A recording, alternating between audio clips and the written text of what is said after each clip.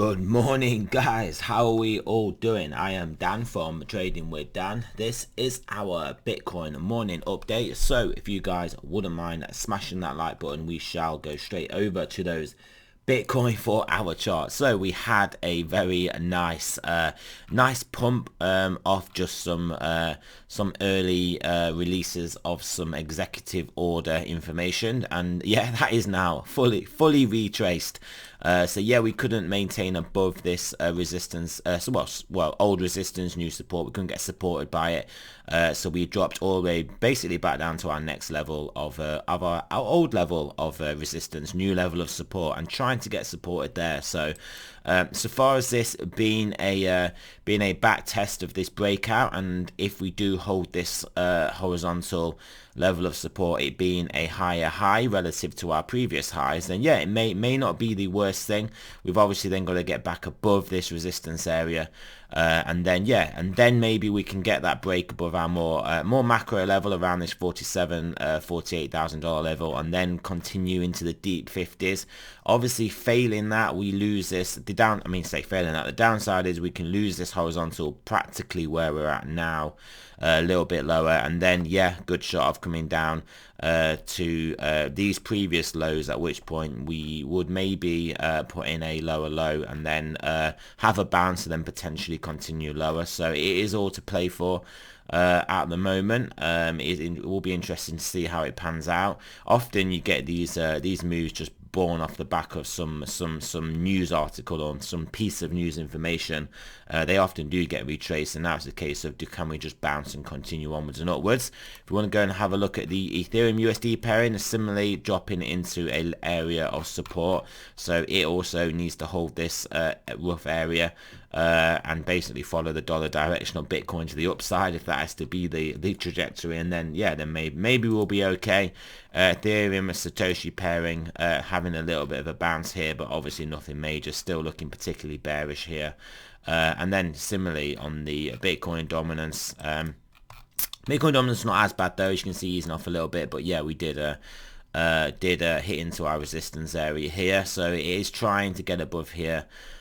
So we'll see what happens. Pulling back at present. Obviously what we actually want is to get back down here, but we'll have to see. It will depend on obviously the risk appetite of the market and what happens going forwards, probably with the geopolitical situation. Stocks attempting to bounce off this low, attempting to put in this double bottom, understandably running into resistance at this resistance level. But if we can break back above here into this area and then back above here, we'll start to look good again. But obviously at the moment is okay, but we've got to get back above this next level of resistance and put some distance between obviously this low and start to make this look like a proper double bottom, and then a reversal back to the upside. Gold easing off quite considerably here, as we can see, easing off potentially obviously in light of stocks moving back up. Oil easing off quite a bit as well, potentially obviously this is indicating some sort of a potential for de-escalation, which is obviously what markets would particularly like to see. Similarly in wheat as well, easing off this spike high. So yes, what else do you want to look at on here?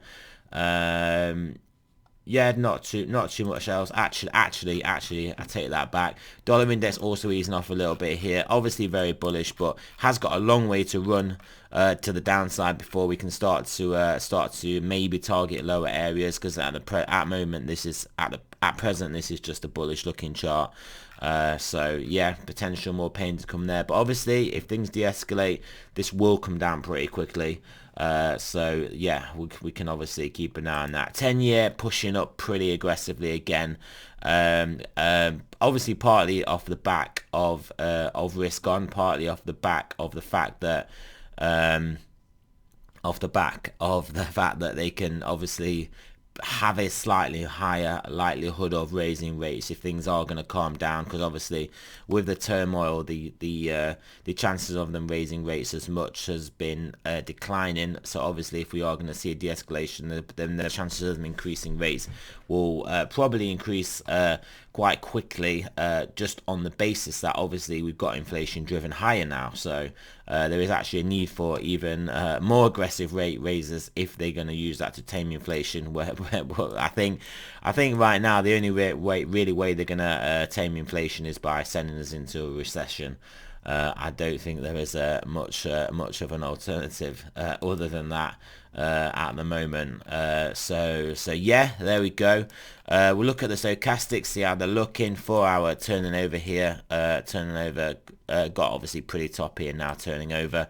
10 hour looking to turn over as well. 12 hour, well, still pointing up, but not as aggressively, but has got a lot of room to run to the upside.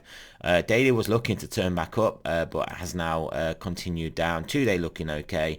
3 day there or thereabouts. 5 day actually turning back over, and then obviously weekly looking good.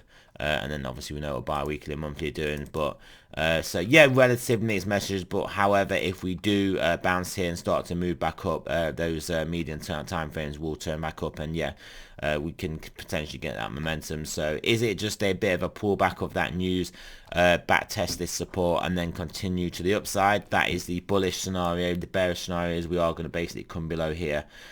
If we start closing 4 hours back down here, it's difficult to see us not coming down to test 36,000, and then we just have to see what happens when we get down there.